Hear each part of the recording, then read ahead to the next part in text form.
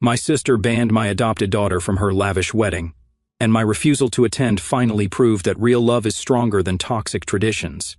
The invitation glows under my kitchen lights, its gold embossing catching every ray like a small sun. My fingers trace the raised lettering but stop cold at the words that slice through my heart. Adults only, 18 plus, strictly enforced, no exceptions. I set down the heavy cardstock, careful not to crumple it the way I want to. Next to Camille's wedding invitation sits Jenna's handmade card, covered in silver glitter and teenage earnestness. My daughter spent 3 hours crafting it, each sequin placed with precision, every swooping letter of Dear Aunt Camille written in her best calligraphy. The kitchen clock ticks in the silence. 10 minutes until Jenna comes home from school. A car door slams outside. My heart jumps. Footsteps on our front walk, then our porch. The door opens with Jenna's characteristic bang against the wall. "Mom!" Her voice carries that breathless excitement only 17 can produce. Did it come? Aunt Camille's invitation? I reach for the envelope, but she's already spotted it. Her fingers close around the thick paper before I can hide it away. Let me see. She pulls out the invitation, eyes bright. I watch her face as she reads, marking the exact moment joy dims to confusion, then understanding. Her shoulders drop a fraction of an inch. She doesn't want me there, does she? The question hangs between us. I flash back 13 years ago to a courthouse where I signed adoption papers for a 4-year-old with weary eyes and a habit of hiding behind furniture. My parents stood against the back wall, their smiles strained. Camille caught me in the bathroom afterward. "Are you sure about this?" she'd asked, fingers drumming against her designer purse. Single motherhood is hard enough without complications. I'd squared my shoulders, already protective of the little girl waiting outside. She's not a complication, she's my daughter. The memory fades. I focus on Jenna now, nearly grown, trying so hard to look unbothered. But I see the slight tremor in her hand as she sets down the invitation. "It's probably easier this way," she says, voice carefully light, more sophisticated. "You know how Aunt Camille is about appearances." 3 years after the adoption, I met Marcus at a fundraiser. He'd walked straight to Jenna, crouched down, and asked about the book she was reading. No hesitation, no awkward glances at me to check if this was okay, just pure interest in my daughter as a person. At our wedding, Jenna was our flower girl. The photos show her beaming in her mint green dress and my family standing slightly apart, their smiles fixed. I told myself they needed time to adjust. I pick up a pen from the counter. The RSVP card waits, pristine and expecting. My hand doesn't shake as I check not attending. The scratch of pen on paper sounds loud in our quiet kitchen. Warm pressure on my shoulder. Marcus. I didn't hear him come in. His hand squeezes gently as he reads over my shoulder. My phone buzzes. Mom's name lights up the screen. I silence it without looking. Another buzz. Camille this time, then Brianna. Jenna watches from the doorway, her expression a mix of worry and something else, relief. I open the bottom drawer of our china cabinet and pull out our family photo album. The evidence is there, documented in years of snapshots, Christmas gifts addressed only to Laura and Marcus, family photos where Jenna stands, at the edge, slightly out of frame, birthday cards that arrived a week late, if at all. Page after page of a pattern I've refused to see. Jenna steps closer, peering at a photo from last Easter. "I remember that day," she says softly. "Grandma kept calling me the girl when she thought I couldn't hear." The RSVP card sits finished on my counter, such a small thing to carry so much weight. But as I look at my daughter, brilliant, kind, creative Jenna, who deserves so much more than subtle exclusion wrapped in polite excuses, I know this time will be different. My phone buzzes again. The whole family must be burning up the group chat by now. I leave it unanswered. "Want to help me make dinner?" I ask Jenna instead. "Those new pastas you found?" Her smile breaks through, genuine this time. "Can we try the pesto one?" "Of course." I close the photo album, but not before noticing something that makes my stomach clench, the trust paperwork from Grandpa's estate tucked into the back pocket. I'd forgotten about it until now, the careful legal language excluding adopted children from inheritance. Marcus catches my eye. He's seen it too. His jaw tightens, but his voice stays gentle. "I'll pick up fresh basil from the store." Jenna pulls ingredients from the cupboard, humming under her breath. She doesn't see the look that passes between her father and me, doesn't know about one more document in a long line of quiet rejections. But that's about to change. The RSVP card marks more than just a declined wedding invitation. It's my line in the sand, 13 years too late but finally drawn. The afternoon sun slants through our kitchen window, catching the gold lettering one last time. Such a beautiful invitation, crafted to wound with perfect etiquette. I slide it into our junk mail pile. My phone buzzes yet again. I power it off completely. Mom Jenna measures pasta into the pot. "You okay?" I look at my daughter, really look at her. The determined set of her jaw, so like my own, the quiet strength she's built from years of pretending not to notice, the talent and heart that my family has chosen not to see. "I'm better than okay," I tell her, and for the first time in years, it's not a lie. Later that same night, the cardboard box weighs more than grief in my arms as I carry it down from the attic. Each Christmas card, each photo, each handwritten note inside catalogs 13 years of subtle wounds.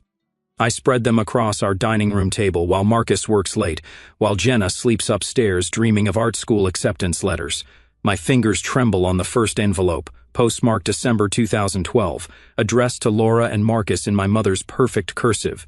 No mention of their granddaughter, though Jenna had lived with me for months by then. I arrange it on the left side of the table. Another card from the following spring. Happy Easter to Laura and Marcus. Jenna had just won the school art contest. I'd called to tell them they never called back. The pile grows, year after year of carefully addressed exclusions. A birthday card for me, nothing for Jenna. A graduation announcement for Brianna's son, Tommy, that arrived 3 weeks after the ceremony. The invitation to the family lake house weekend that somehow got lost in the mail until the day after. My hands shake harder as I unearth the video from last Thanksgiving. I slip it into my laptop, stomach clenching as the scene unfolds. Grandma Barbara cooing over Tommy and his cousins, showering them with attention and pumpkin pie. The camera pans past Jenna, 16 years old, eating alone at the kids' table. No one speaks to her. No one even looks her way. The laptop screen blurs. I blink hard, reaching for the next item, a school essay from Jenna's freshman year, titled What Family Means to Me. 2 pages about Marcus and me, her art teacher, Miss Chen, our elderly neighbor, Mr. Peterson, who always asks about her latest paintings. Not one word about grandparents, aunts, uncles, cousins. My phone buzzes. A text from Rachel. "I've been thinking about Easter, the way Aunt Barbara kept calling Jenna the girl when she thought no one could hear. It wasn't right. I should have said something." I type back, "Thank you," as another text arrives from Camille this time. "Mom says you're being dramatic about the wedding. It's nothing personal against Jenna. We just want a sophisticated event." The words burn like acid. I set the phone face down, turning instead to Jenna's childhood journal I found in the box.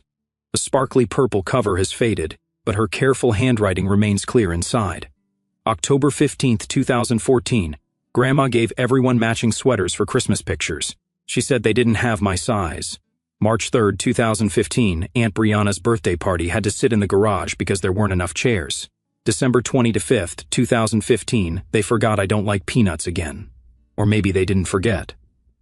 A door creaks upstairs. I freeze, listening for Jenna's footsteps, but the house settles back into silence. My eyes drift to the latest evidence. Brianna's Facebook photos from last month's family dinner, 18, smiling faces around a table laden with food. We weren't invited. Those posts are public, you know. Marcus's voice startles me. He stands in the doorway, briefcase still in hand, jaw tight as he surveys the table. Everyone can see who wasn't included. I kept making excuses, I whisper. I told myself they needed time to adjust, that it would get better. 13 years is a long time to wait for better. My phone buzzes again. Mother's name lights up the screen. "Your father says you're not welcome for Christmas if you skip the wedding. Don't throw away family over pride." Pride, as if protecting my daughter were nothing more than vanity. A new email notification pops up from Brianna, sent to the entire extended family, Laura's latest drama. She's always been attention-seeking, but this is a new low. Camille's wedding isn't about her or her. I can't read the rest. My finger hovers over the delete button when another email arrives, from Aunt Dorothy, the family outcast who married beneath her station and adopted a son in the 1980s. "I saw what they did to you at Easter, what they've been doing all along. It drove me away 30 years ago. The pattern doesn't change unless someone breaks it." The words hit like a physical blow.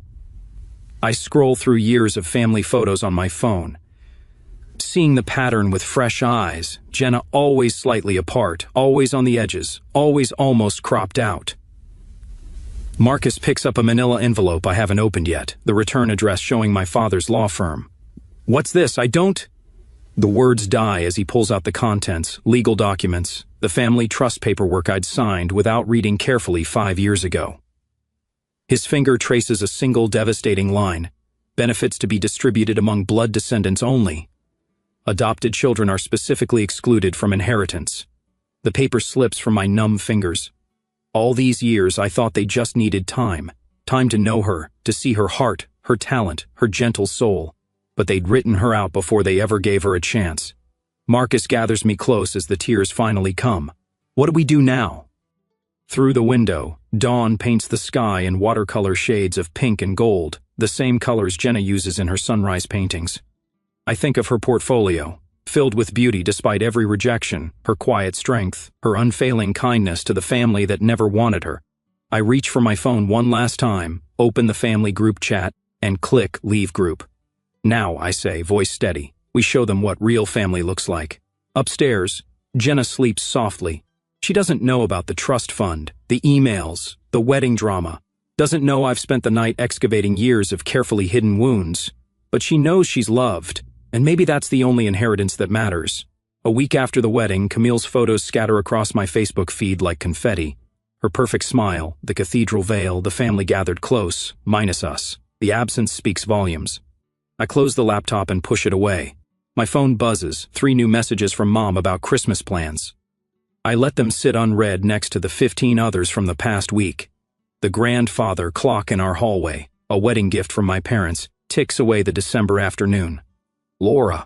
15 minutes after the message, Mom's voice rings through the front door, followed by the unmistakable rattle of her key in the lock. I forgot she still has one from last year's renovations. I brought the decorations. She bustles in, arms laden with storage bins marked Christmas in her precise handwriting, the same bins we've used for hosting family Christmas dinner the past 12 years. Her face glows with determination as she sets them down. I thought we could get an early start this year, she says, pulling out familiar strands of garland. The earlier we decorate, the longer we can enjoy it. Remember how magical it looked last Christmas? I steady my hands against the kitchen counter. We won't be needing those, Mom. What do you mean? She pauses, a glittery ornament dangling from her fingers. Of course we need them. You're hosting Christmas dinner, just like always. No. The word comes out softer than I intended. I clear my throat and try again. We've made other plans this year. The ornament slips from her grasp, bouncing once on the hardwood floor. But you always host Christmas. Not anymore. Mom's lips press into a thin line. This is about the wedding, isn't it? You're punishing all of us because Camille wanted an adults-only reception. No. I walk to my office and return with a manila folder I've been compiling. I set it on the counter between us. This is about 13 years of treating my daughter as less than family. Her eyes fix on the folder. What's that supposed to be? Evidence. My voice stays steady. Tell me, Mom, when was the last time you called Jenna your granddaughter? The front door opens again. Marcus's familiar footsteps cross the entryway, followed by the thud of his briefcase hitting the floor. He appears in the kitchen doorway, reading the tension immediately. Without a word, he moves to stand beside me. The doorbell chimes. Mrs. Henderson from next door peers through the glass, holding a plate of Christmas cookies. I wave her in, grateful for the interruption. Laura, dear, I wanted to drop these off and ask how Jenna's art show went. Mrs. Henderson's warm smile never wavers as she sets down the cookies and asks about specific paintings, remembering details about Jenna's work that my own mother has never bothered to learn. Mom shifts uncomfortably, saying nothing. My phone rings. Rachel, offering to host us for Christmas dinner. The contrast between chosen family and blood relatives tightens my chest. Your father will be devastated. Mom tries again, desperation creeping into her voice. He looks forward to Christmas here all year. I doubt he'll notice Jenna isn't there, I say. The words taste bitter. He never has before. That's not fair, Laura. We've tried. Have you? The dam breaks. Last Easter, you called her the girl when you thought she couldn't hear. At Thanksgiving, she sat alone at the kids' table while her 16-year-old cousins ate with the adults. Every Christmas card addressed to Laura and Marcus, like she doesn't exist. The trust paperwork explicitly excluding adopted children. She's not blood, Laura, Mom's voice rises. One day she'll leave you, and then what? We're just trying to protect you. The kitchen falls silent. Even the grandfather clock seems to hold its breath. Please leave. I walk to the front door and hold it open.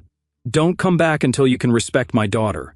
Mom's hands shake as she gathers her coat. You're making a terrible mistake.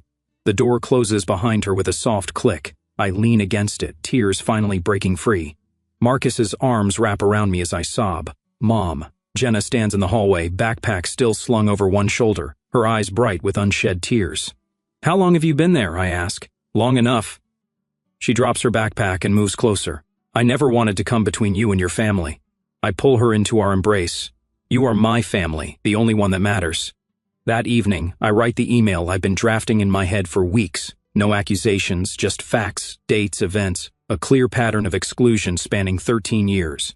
Marcus reads it over my shoulder, suggesting only minor edits to keep the tone neutral. Next, I design our Christmas card, just the three of us, smiling in front of our fireplace. The Matthews family printed in simple gold text. My phone lights up with a text from Brianna. Mom told us what happened. You've gone too far this time. Moments later, an email notification. Brianna has sent a message to the entire extended family. My cursor hovers over it before I click. The words fill my screen, each sentence designed to turn the family against us. The final line burns. You'll regret choosing that girl over your real family. I close the laptop and look at the Christmas bins still sitting untouched by the door. Tomorrow, we'll unpack our own decorations, the ones Jenna and I have collected over the years. We'll make new traditions with people who love her. The grandfather clock strikes 9. I unplug it, silencing its judgmental ticking. Time to let go of old obligations and embrace the family we've chosen. The next morning, my fingers hover over the keyboard, cursor blinking in the empty email draft. Through my office window, morning sunlight catches the frost on bare branches. The house is quiet. Jenna at school, Marcus at work. Just me, and the weight of 13 years pressing against my chest. Subject line, to anyone who wants the full story. I open the folder beside my laptop, photographs and documents arranged in careful chronological order. The first photo shows 4-year-old Jenna at the courthouse, her small hand gripping mine, my parents standing stiffly against the back wall, their smiles not reaching their eyes. I type the date, then list the facts without embellishment. First family photo after adoption, notice positioning of participants. Photo after photo, document after document, each one a piece of evidence I can't unsee now that I've finally allowed myself to look. Christmas cards addressed only to Marcus and me, the trust paperwork with its careful legal language excluding adopted children, family photos where Jenna stands at the edges, half cropped out of frame. My phone buzzes, Brianna. I silence it without looking and keep typing. Marcus finds me there hours later, still crafting each sentence with surgical precision. He reads over my shoulder, his hand warm on my back. Maybe add the Easter incident, he suggests quietly, when your mother told Jenna the egg hunt was just for real grandchildren. I add it to the list, my hand steady now. No accusations, just facts, dates, quotes, photos, the truth written in black and white. The next morning, Brianna appears at my office door, her heels clicking against the tile floor. We need to talk sense into you, she announces, not bothering with hello. Do you know Mom hasn't slept since Christmas? I continue typing my report, letting her words wash over me. The gentle tapping of keys fills the silence between us. Laura, look at me when I'm talking to you. I finish my sentence, then meet her eyes. Did you know Jenna spent last Christmas alone in her room while everyone opened presents? She said she didn't feel well, but I found her sketchbook later. She'd drawn the whole family celebrating without her. Brianna's face flushes. That's not... You're twisting things. I have the drawing if you'd like to see it. She leaves without answering, her heels striking the floor, like ammunition. That evening, my father calls. Your mother is beside herself about Christmas, he says, his voice heavy with disapproval. 30 years of tradition, Laura. 30 years. How many times did you call Jenna your granddaughter in those 30 years, Dad? The silence stretches between us until he hangs up. I send the email just before midnight. 6 pages of carefully documented evidence spanning 13 years of subtle exclusion. No accusations, no emotional appeals, just the quiet power of truth. The responses begin immediately. Aunt Dorothy calls, her voice thick with tears. They're furious with me for taking your side, she says, but someone had to say it. What they've done to that child. Camille's text arrives next. You're tearing the family apart over nothing. I write back one sentence. Nothing is exactly how you've treated my daughter for 13 years. The family splinters like ice in spring in the following days. Cousin Rachel stands up at Christmas dinner. I hear about it later from Aunt Dorothy. What you've done to Jenna is shameful, she tells them all. Every single one of you who looked the other way. Uncle Robert sends a private message. We adopted James in 1982. I watched the same thing happen. I should have spoken up sooner. More messages trickle in. Brianna's husband calls to apologize for her behavior. My father runs into Marcus at the hardware store. both men studying paint samples with fierce concentration to avoid speaking. Christmas dinner was strained according to the family gossip network. Empty chairs where we should have been, questions about our absence that couldn't be smoothed over with the usual excuses. My mother tells the neighbors we're going through a phase, but I see their sideways glances when she walks past. They've all seen Jenna grow up on our street, watched her shovel their driveways and sell Girl Scout cookies. The math isn't hard to do. A week after New Year's, the first attempt at reconciliation arrives. Camille's text. I didn't mean to hurt Jenna's feelings. My father's voicemail. This has gone on long enough. My mother sends a generic gift card for Jenna, the first acknowledgement of her existence as a grandchild. The envelope sits unopened on our counter. Brianna suggests a family meeting to clear the air, her tone implying we're being difficult by refusing. I send the same response to each overture. Acknowledgement is not the same as respect. Our Christmas with our chosen family fills the house with genuine warmth. Jenna's art hangs proudly in the local gallery's youth showcase. Marcus gets a promotion at work, and we celebrate without the weight of family obligations pressing down on our joy. I feel lighter than I have in years. The freedom of finally speaking truth sits in my chest like sunlight. Then the invitation arrives. Heavy cream cardstock, formal calligraphy, a family intervention masquerading as reconciliation. I recognize it for what it is. Their final attempt to force us back into old patterns, to restore the comfort of our silence. I want to go with you, Jenna says, watching me read it. I want them to see who I really am. I study my daughter's face, the quiet strength there, the artist's eye that has documented every subtle rejection in lines and colors. She's never been the victim they wanted her to be, never been the outsider they tried to make her. Okay, I tell her, we'll go together. She smiles, and I see the future reshaping itself around her certainty, around our truth finally spoken aloud. The invitation sits on my desk, its formal script catching the morning light, but this time the golden letters hold no power to wound. We've already chosen each other. Everything else is just details. I pick up my phone and text our response. We'll be there, all of us, together. The next week, at the family gathering, the parlor walls press in around me as I sit rigid on Mother's antique sofa, the one she inherited from Grandma Rose. Across from me, my family assembles like a jury, Mother perched in her wingback chair, Father standing with one hand on its curved back, Camille and Brianna flanking them on the love seat. Laura. Mother's voice breaks on my name. Her hands flutter toward Jenna, then drop without completing the gesture. We need to talk about what you're doing to this family. Beside me, Jenna's portfolio rests against her leg, its leather surface cool under my palm. She sits tall, shoulders straight, chin lifted. At 17, she looks more composed than I ever managed at twice her age. What I'm doing, I say, the words tasting bitter. That's an interesting way to phrase it. Father's fingers tighten on the chair back.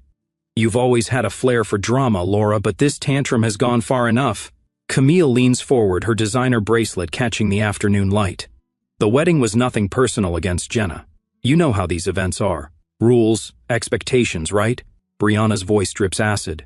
But you've always had this victim mentality.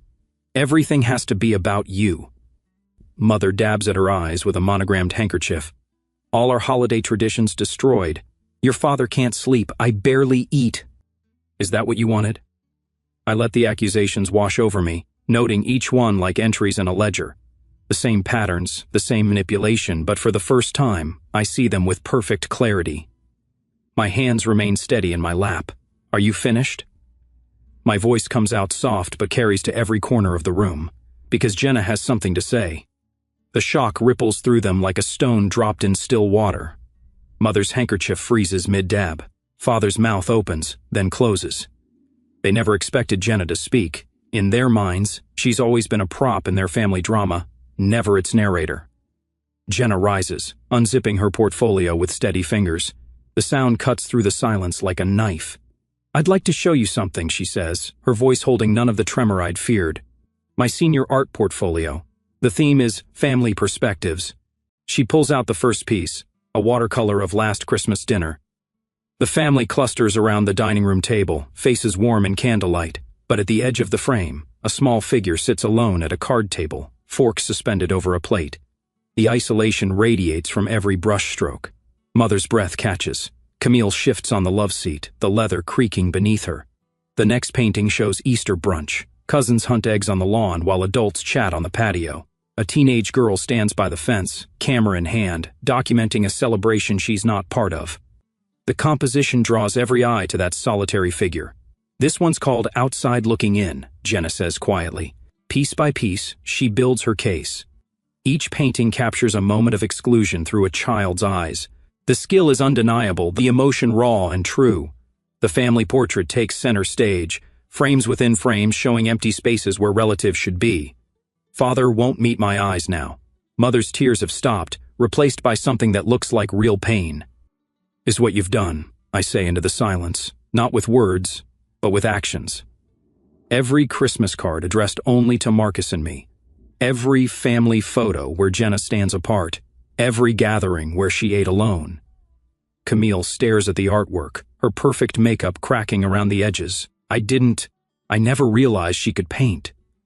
Jenna's smile holds no warmth. See, feel. There's a lot you never realized about me. Brianna surges to her feet. This is manipulation, using art to make us feel guilty about perfectly normal family boundaries. Normal? The word explodes from my chest. When was the last time you called her your niece? When did any of you send her a birthday card? Which of you knows her favorite color, her dreams, her fears? She's not blood, Mother whispers, but the words lack conviction. Neither is Marcus. I stand, resting my hand on Jenna's shoulder. But you never questioned his place in this family.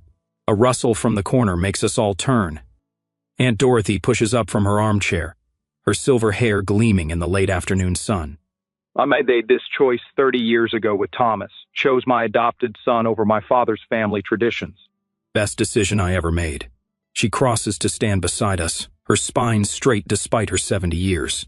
The question isn't whether Laura will come back to the fold. The question is whether you deserve to have her and this remarkably talented young woman in your lives at all. Mother's face crumbles. Father's hand falls from the chair back. Even Brianna's anger seems to deflate. Jenna's been offered a full scholarship to Rhode Island School of Design, I say, my voice filling the heavy silence. She'll be starting this fall. That's what real family does. Supports dreams, celebrates achievements. We're not asking to be centered, just included. I gather my purse, noting how the parlor walls don't feel so confining anymore. The choice is yours now. Respect is earned. Jenna and I are a package deal. We walk out together, heads high, leaving the portfolio displayed on the coffee table. Behind us, the family sits in disarray, years of careful pretense shattered by a teenager's truth told in watercolor and oil. Are you okay? I whisper as we reach the car. Jenna pauses, her hand on the door handle. When she turns, her smile breaks through like sunrise after a storm. You know what, Mom? For the first time in that house, I really am. For the next 4 months, she heals, focuses on her graduation, and prepares for college. Now at the ceremony, sunlight streams through the auditorium windows, catching the gold tassel on Jenna's graduation cap. The principal's voice echoes through the space, but I barely register the words. My eyes stay fixed on my daughter, poised at the edge of her seat in the front row. Marcus squeezes my hand as Jenna's name rings out, and now, your class valedictorian, Jenna Matthews. She rises in one fluid motion, the confidence in her stride making my heart swell. The emerald green graduation gown flows behind her as she takes the podium. No hesitation, no glancing around to see who's watching, just pure presence. I scan the scattered family members in the audience. Barbara sits 3 rows back, dabbing at her eyes with a tissue. Aunt Dorothy beams from her wheelchair in the handicap section, while Rachel bounces her youngest on her knee. The empty seats where William and Brianna should be speak volumes. Jenna adjusts the microphone, her voice clear and steady. When people ask me about family, I tell them about seeds. She pauses, letting the metaphor settle. Some seeds we're born with, planted in soil we didn't choose. But the most beautiful gardens often grow from seeds we plant ourselves. My breath catches. Marcus's arm slides around my shoulders. My mother taught me that family isn't about whose blood runs through your veins. It's about who shows up, who sees you, who chooses you again and again, even when it's hard. Barbara shifts in her seat. I remember her voice last week, hesitant on the phone. Laura, I'd like to contribute to Jenna's art school expenses, if you'll let me. A peace offering, decades late but sincerely given. I said I'd think about it, and she nodded, only saying, it's time to celebrate. After the ceremony, we gather at Bellini's restaurant, the same place we celebrated when Jenna won her first art competition at 12. The familiar scent of garlic and basil wraps around us like a warm blanket. Dorothy holds court at the head of the table, her silver hair catching the light from overhead chandeliers. To seeing people for who they truly are, she raises her glass, eyes twinkling, and the courage to stand by them. Camille arrives halfway through the appetizers, clutching a wrapped package. Her designer dress looks out of place among our casual celebration. "I found this at an art supply store," she says, setting it beside Jenna's plate. "The clerk said it's what serious artists use." Jenna opens it slowly, a set of professional oils in rich, vibrant colors. "Thank you, Aunt Camille." Simple words, but genuine. Barbara watches the exchange, then pulls out an envelope. "I have something too." Her hands tremble slightly as she slides it across the table. "For your dorm room at Waverly." Inside lies a check that makes Jenna's eyes widen, but it's the card that brings tears, the first one Barbara has ever signed. "Love, Grandma." Our neighbor, Mrs. Chen, arrives with her signature almond cookies, the ones she's been bringing to every Matthews family celebration since Jenna was 5. Rachel's kids cluster around Jenna, showing off the friendship bracelets she taught them to make last summer. The restaurant fills with stories. Mrs. Chen describing how Jenna helped repaint her fence. Rachel's oldest reminding everyone about the time Jenna let him be her assistant at the community art fair. Real memories, not polite fictions. Later, in Jenna's bedroom, cardboard boxes wait to be filled for college, art supplies, clothes, photos of chosen family scattered across her desk. I fold another shirt, trying not to think about how quiet the house will be in September. "Mom." Jenna's voice pulls me from my thoughts. She holds up a framed photo, the three of us at the beach last summer, salt wind in our hair, genuine smiles caught mid-laugh. "Remember what you told me when I was little?" she asks. "About how some people walk into our lives by accident but stay on purpose." I nod, throat tight. "You didn't just adopt me," she says softly. "You showed me what a real family looks like, how to build it, how to keep it." She tucks the photo carefully between sweaters in her suitcase. "I'm taking that lesson to college with me." Barbara's check sits on Jenna's desk next to acceptance letters and scholarship offers, a bridge, maybe, to whatever comes next. William's silence remains a wound, but no longer a defining one. The next morning, Jenna hugs me tight in the driveway, car packed for freshman orientation. "I'm not going anywhere," she whispers. "Not really." I watch her pull away, Marcus's arms steady around my waist. The garden we've grown spreads out before us, not perfect, not traditional, but blooming all the same. Built from seeds we chose to plant, nurtured by hands that wanted to tend them. Some might call it letting go, but standing here, watching my daughter drive toward her future, I know better. This isn't an ending at all. It's what happens when love takes root, when family becomes a choice instead of an obligation, when you finally understand that the most precious bonds aren't the ones you're born with. They're the ones you build day by day, choice by choice, until they're strong enough to weather any storm. We didn't lose a family, we grew a better one.